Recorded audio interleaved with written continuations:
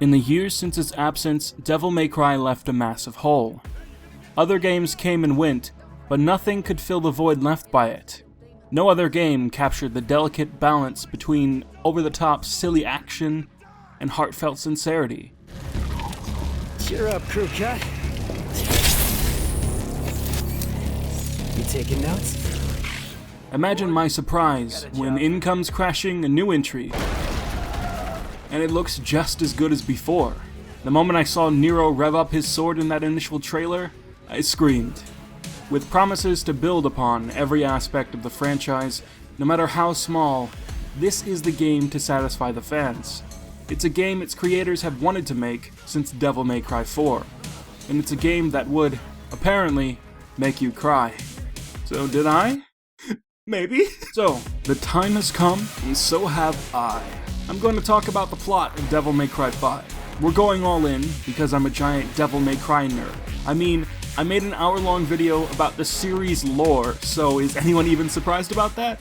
Speaking of, this game is actually heavily rooted in the events of the entire Devil May Cry series. So if you're unfamiliar with them or you just don't remember them, check that out.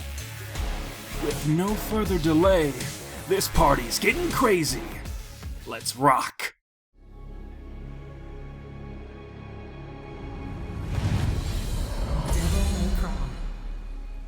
Devil May Cry 5 is a game made with a lot of heart and ingenuity.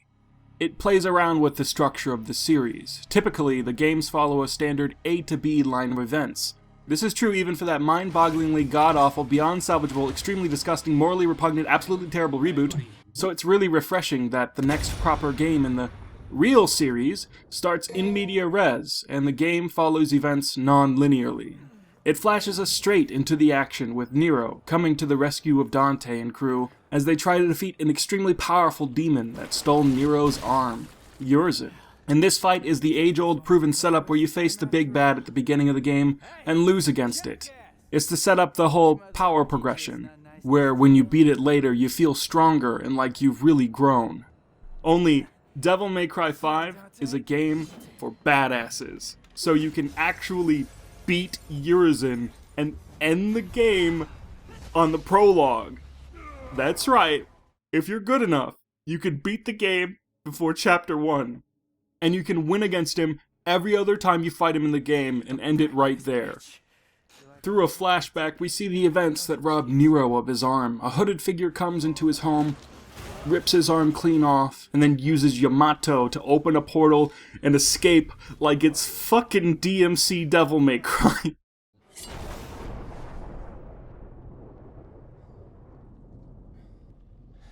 So yeah, Virgil's back. I'm running out of time. The game doesn't really try to keep Virgil's identity a secret. It constantly plays with the fact that it's blatantly obvious who the hooded figure is, and given that Urizen was said to have taken Nero's arm, well, Virgil is Urizen. Let's talk about that name for a moment, Urizen. Urizen is the name of a Zoa, a fragment of an almighty creature of William Blake's creation in the real world. In the game's world, Urizen is the name this ferocious monster has taken, and well, it's got a lot to do with that real-world fictional Urizen. Because the fiction of William Blake exists in Devil May Cry. That book our new character V is always reading? I have no name. I am but 2 days old. It's William Blake poetry. This isn't a coincidence. V is definitely related to Virgil. Listen to his battle music and... guess Virgil's a big William Blake fan, and apparently really into the emo scene look. You make it work, babe. So, one of the first things I noticed when I saw the first trailer for Devil May Cry 5 was that they mentioned Redgrave. Redgrave City is the name of the locale where the game takes place, and that's quite familiar. You see, any savvy DMC fans out there who have suffered through the original novel or watched the anime will know the name Tony Redgrave, the original name Dante went by after fleeing his home when his family died. A letter from Morrison even draws attention to this, suggesting there might be a connection. So, after being defeated by Urizen, Nero takes a month to recuperate and rides in on his own mobile branch of the Devil May Cry. He's accompanied by the character Nico, who is related to the gunsmith from the first novel, Noel Goldstein. Jesus Christ. That novel's never gonna go away now, is it? Oh, and she's the daughter of Agnes? From 4. That's something. That original trailer for Devil May Cry 5. It starts with this, the introductory cutscene of the game, and while it's no Devil May Cry 3, it's still pretty cool. Nero does flips and shit around the van in slow motion, complete with credits flying by as part of the scenery, and it's simultaneously one of the silliest and coolest things I've ever seen in my life. After some trekking, Nero meets back up with the ever-mysterious Virgil, who explains that they need to sever the roots of the Cliff Aude, the giant tree now rooted in Redgrave, where Urizen has taken refuge. It's a tree made for absorbing human blood, hence the state of the city. The Cliff Aude is actually based on an embodiment of evil in Jewish mysticism, and I just thought that it's cool that it's rooted in mythology. Devil May Cry does this a lot, but this is probably one of the more obscure references it's pulled out. You know, aside from the William Blake stuff. One thing to note is that demons in Devil May Cry get their power from human blood, so the more human blood, the more powerful the demon. I have a theory about that, which I'll discuss later. The next boss Nero fights against is... holy shit. Okay. Nero fights against Artemis. Any fans of 3 might be aware that this is the name of the laser gun from that game. So, according to the prequel novel, Devil May Cry 5 Before the Nightmare, Trish brought Artemis to the fight against Urizen, which, after they were defeated, it was turned into a minion for his army. Fighting this creation, based off a previous weapon in the series, is some nice fan service. Artemis itself is a fun boss fight, and after defeating it, it's revealed that Lady was inside powering it.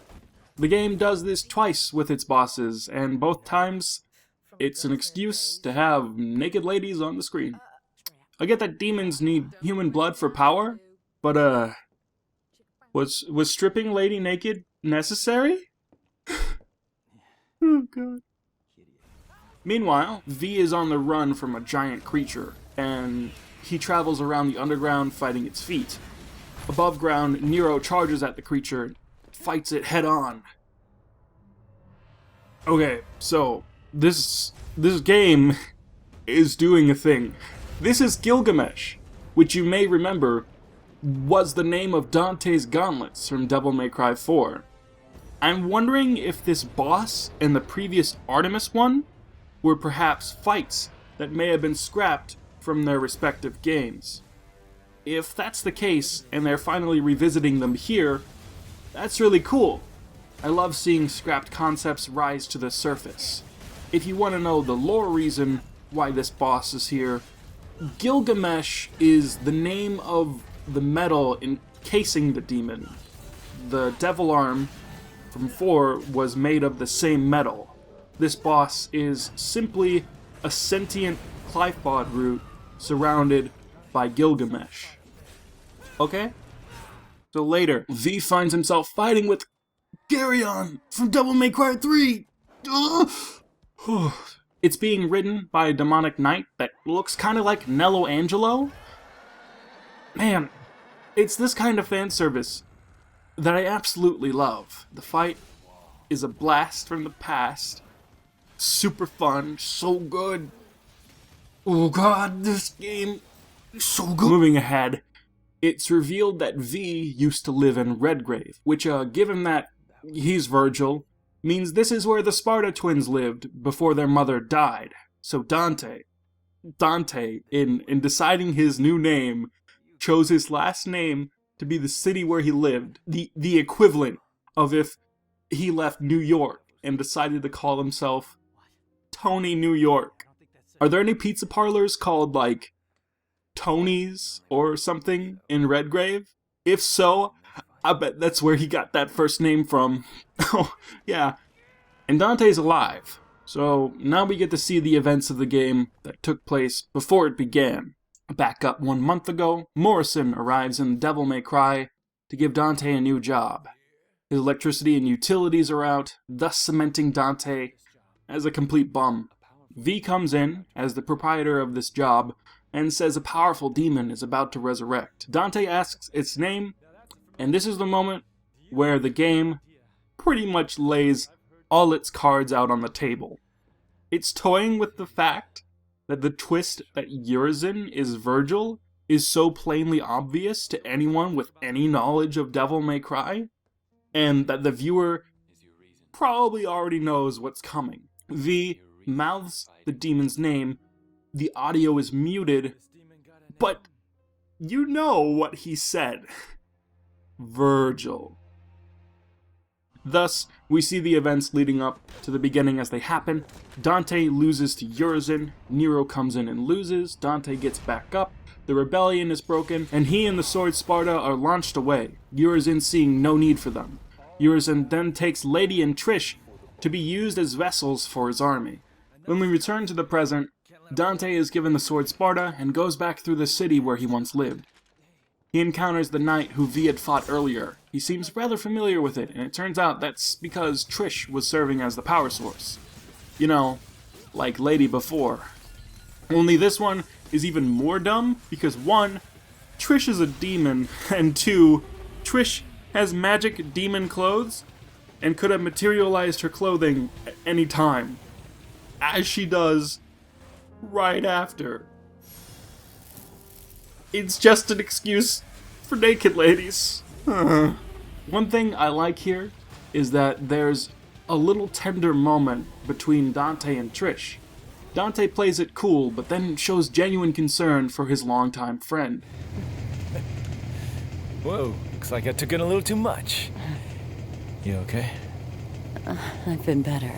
Dante, that demon is... Don't even think about it. Just rest. That's pretty sweet. I like that. Moving on, the boss gives Dante his sick new motorcycle weapon, V arrives, Dante rides off, and V decides to tell Trish everything. Virgil arrived at Redgrave shortly after reclaiming Yamato. He arrives there to visit his old home, for it will be the last time he looks upon it with his own eyes. He is dying, and he sees only one way out. He stabs himself with Yamato and splits himself in two. He separates the man from demon, V from Urizen. In his hunt for more power and to beat his brother Dante, he's decided that giving up his humanity was his only choice. He seeks the power of Sparda, and having always seen humanity as weak, views that the only way to be more like his father is to become a full demon himself. V, having been separated from Virgil, sees the magnitude of what he's done, all the lives he's taken, and feels real remorse for his actions. V wants to put a stop to Urizen, to Virgil, and through this character, we can see an attempt to redeem Virgil. Virgil has always pursued more power, no matter the cost, because he couldn't bear that he was too weak to save his own mother. But in his pursuit for more power, he lost sight of the reason why, that he wanted to protect those dear to him. And this puts Virgil into a real contrast with his son, Nero. Nero, defeated at the beginning of 5, has been kicking himself the whole time about losing against Urizen. He needs more power to protect the ones he loves. Without strength, you can't protect anything. I know that. He's resentful of being too weak and being called dead weight, something he doesn't let go of for the whole game. I'll show you dead weight. This also creates a contrast with his brother Dante. Virgil, in visiting his old home in Redgrave, sees the family portrait and faces away as he stabs himself. Dante comes to the very same place, aware of what Virgil did here with Yamato. He takes the remains of his sword rebellion, stares straight into his family portrait, into the face of Sparda, his father, and stabs himself looking for any way to defeat his brother, even if it means becoming a demon himself. In this moment, Dante shows understanding of Sparda's true purpose. Sparda wanted to protect humanity, and in this moment of selflessness, his body absorbs the sword Sparda and fuses with rebellion, unleashing a new form. He is reborn, man and demon united, sin devil trigger unleashed.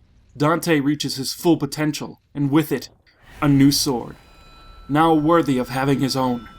He acquires the Devil Sword Dante. With this new power, Dante goes toe-to-toe with Urizen. But he's too late, and the Cliff Aude has absorbed enough human blood for Urizen's true plan to take hold. All the blood gathers in the fruit of the Cliff Aude, and Urizen leaves to claim its power for himself. Dante meets up with the rest of the gang before confronting Urizen at the bottom of the Cliff Aude. I want to take a little bit to talk about Sin Devil Trigger and what it means for game balance. Sin Devil Trigger is obscenely overpowered, but at the same time, it feels extremely earned. In order to use it, you have to trade energy built up from your normal Devil Trigger. It's kind of a risk-reward system, because regular DT gives you instant access to some stronger moves and regenerating health, but building up SDT lets you unleash Armageddon and almost certainly win against any enemy.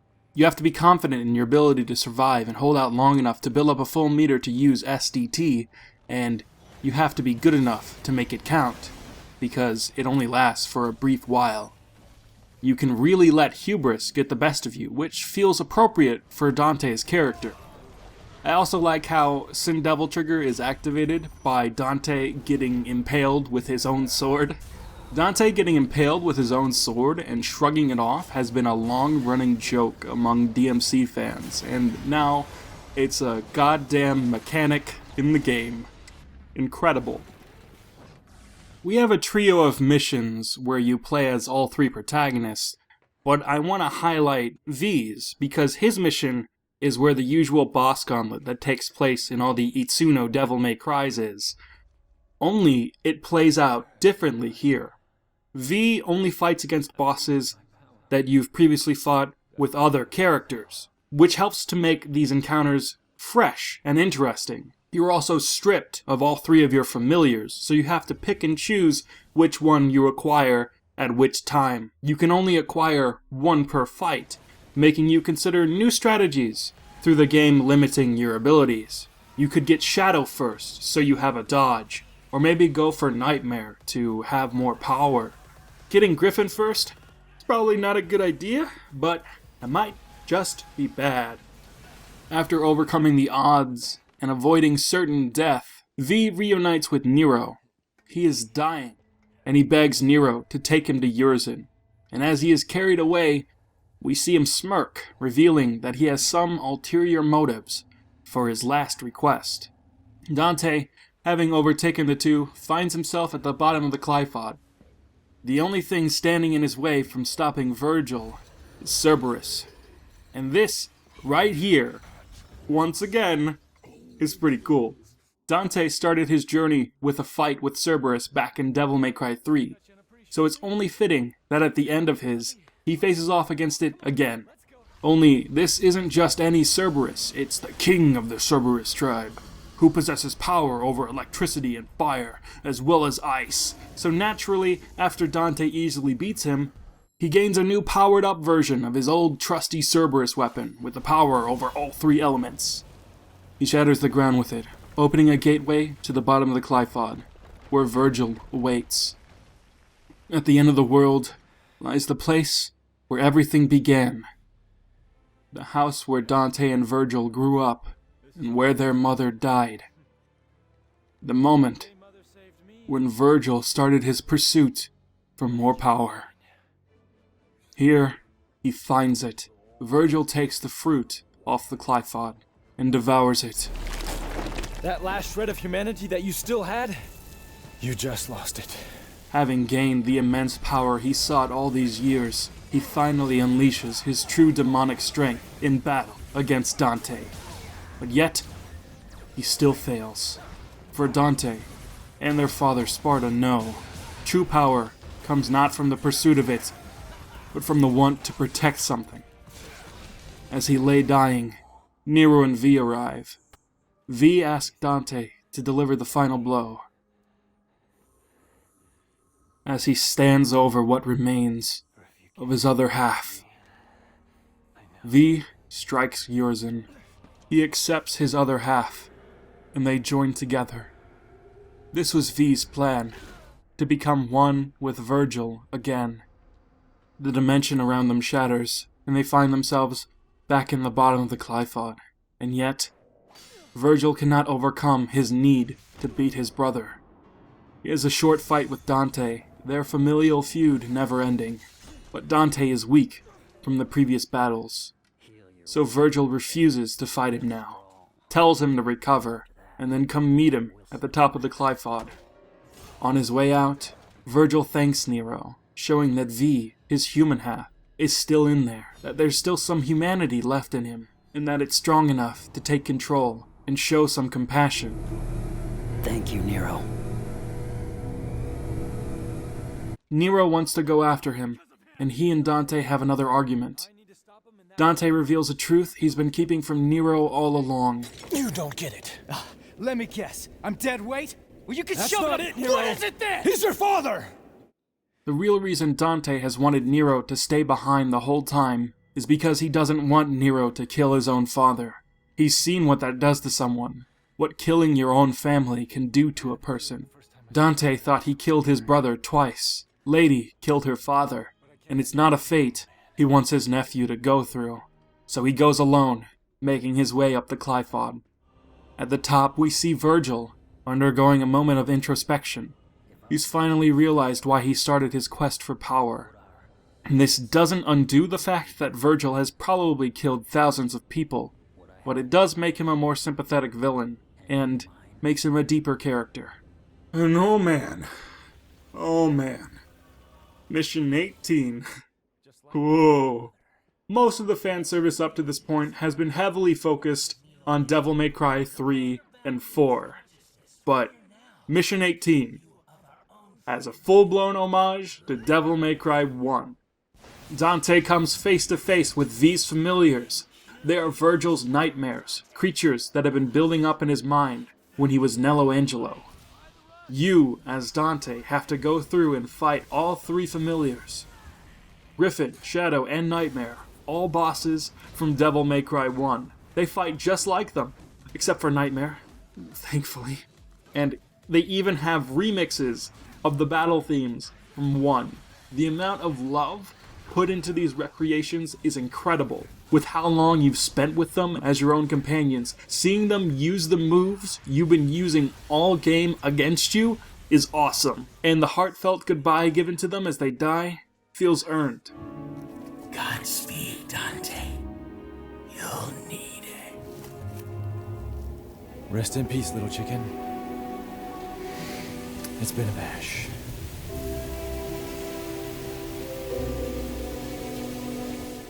But with the nightmares vanquished, nothing stands between the brothers. Dante wants to stop Virgil once and for all. He wants the Yamato. And Virgil just wants to beat Dante, having already realized the gravity of his actions. There's a subtle exchange before the fight that really exemplifies the skills of the actors playing Dante and Virgil, Ruben Langdon and Dan Southworth, and the great animation work at play. But it's also a good example of show, don't tell. Without a word, Dante and Virgil look at each other and exchange smiles, right before dueling to the death. Dante and Virgil have only known fighting as long as they can remember, which is said, but this exchange shows that there's a certain comfort the two find in this familiarity. Like, they're still the same children that spent their days play fighting in the yard.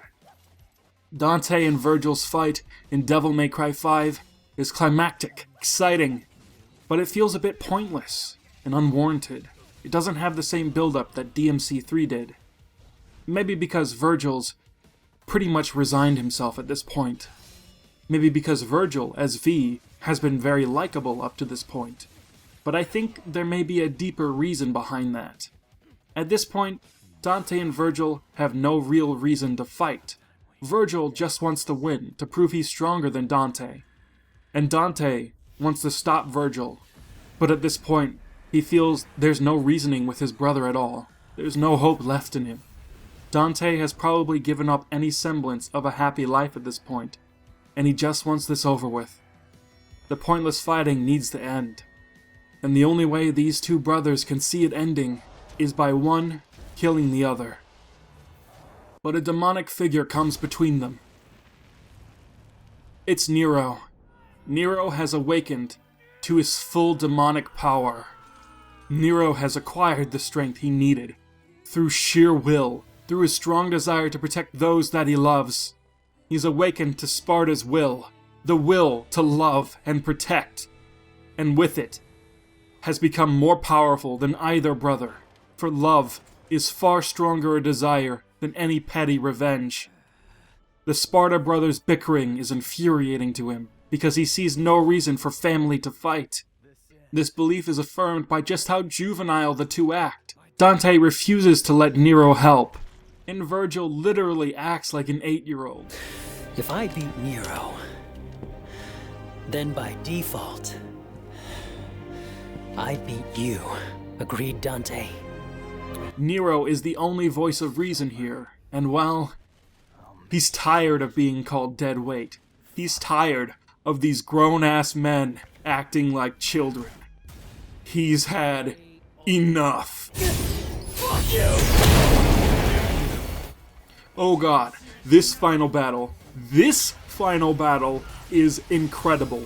This has the build-up. This is what I'm talking about. Nero is gonna make the Sparda brothers settle their differences by force. Nero gets full use of his Devilbringer back in this fight, and with it, the absolutely baller wrestling moves from DMC4, and he goes to fucking town on Virgil. Like, goddamn, does he go hard? Everything about this battle is just about perfect, while Dante's battle with Virgil has to live in the shadow of DMC3's perfect finale. This one is free to stand on its own. Everything from the banter between Nero and Virgil, to the music being a remix of Nero's main battle theme, it just blows my mind how absolutely flawless this entire final battle is. Being able to finish the battle by suplexing Virgil's final attack is just icing on the cake. Through defeating Virgil, the two brothers see how strong Nero has become, and they leave the human world with him, going off to hell to sever the final roots of the Cliff Aude. Virgil promises to return, leaving Nero with his poetry book to share the joy of William Blake with his son. It's a touching moment. And thus, our story ends on a very happy note. Dante and Virgil have reconciled their differences, and Nero continues his devil hunting business while heading home to his beautiful wife that he loves so much. I'm gonna be honest. I had feared the worst when Hideaki Itsuno said Devil May Cry 5 would make you cry. It was announced to be the end of the Sons of Sparda storyline, and I just assumed it would end with Dante dying. But he wasn't talking about tears of sadness. He was talking about tears of joy.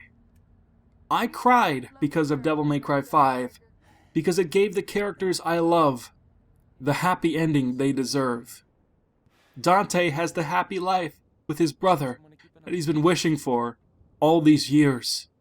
Nero has realized that he's not alone in this world, and that he's not weak.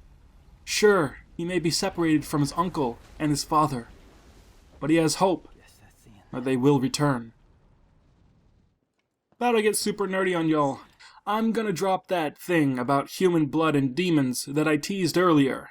A theory I've built up for a while is that Dante and Virgil are so strong in-universe because in being half-demon, they have an infinite supply of energy for their demon powers.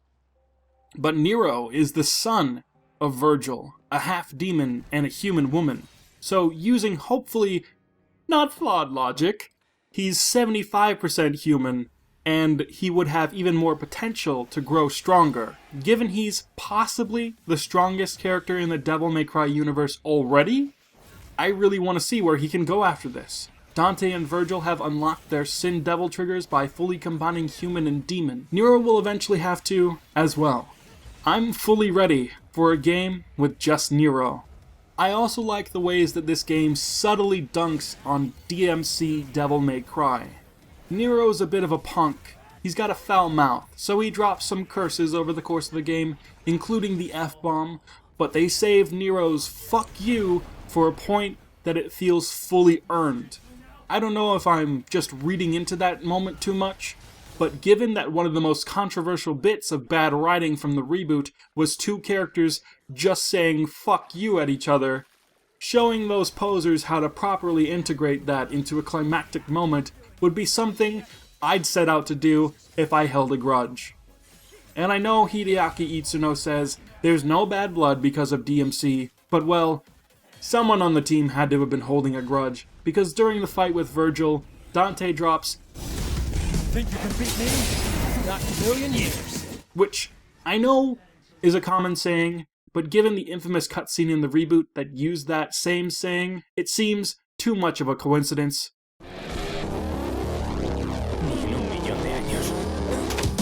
Maybe I'm crazy. DMC5 Virgil used Doppelganger way better than DMC Virgil. Fuck Ninja Theory. At the end of the day, I'm just happy we got a Devil May Cry game in the year 2019, and it's good. It's the best game I've played in 10 years, and I adore it so much. And I will be playing it for years to come, as there are new things I find out about it every day. So, get this. Dante's Devil Sword Dante has a combo attack where you can unleash disjointed sword attacks by pressing the style button while in Swordmaster, and that move can be used during any attack with any weapon. You can start a combo with a weapon, switch to Dante, summon swords, switch back to the original weapon, and continue your combo, and that's just, so good. Nero's Devil Trigger and Bringer are usable after you beat the final mission. So now you have Devil Breakers, Devil Bringer, and Devil Trigger all in your arsenal, and it's a lot to take in. Not only can you decimate every enemy in the game now, including bosses, but you can do a new move where Nero's Lil Devil Bringer arm will punch if you press the button right when you attack with his sword. So you can potentially punch and rev your sword with every button press, and I've got to learn how to do this consistently at some point in my life so I can become a god. Don Giri, I'm coming. Devil May Cry 5 makes me so happy. It makes me happy about video games. That a video game that feels modern yet straight out of the PS2 era can exist in this day and age. And that a game like that can do well, breaking sales expectations and revitalizing the brand for future installments. I actually feel confident about the future of Devil May Cry for the first time in the 2010s. And that's wonderful, because it's one of my favorite franchises. I await the future of this series with bated breath. Thank you to everyone involved in seeing this game become a reality. The Devil May Cry shaped hole in my heart has been filled. So, from the bottom of that heart, I thank you. I haven't smiled so hard in years. Thank you for watching. This video has taken so long to get out because it's been a true labor of love for me to make, as you can see by it being 3 months late. As always, please like, comment, and subscribe, and check out my other Devil May Cry videos while you're here. If you like what we do, please consider donating on Patreon. Even a little bit goes a long way. Thank you for watching again, and I hope your day is smoking sexy stylish. It's past your bedtime.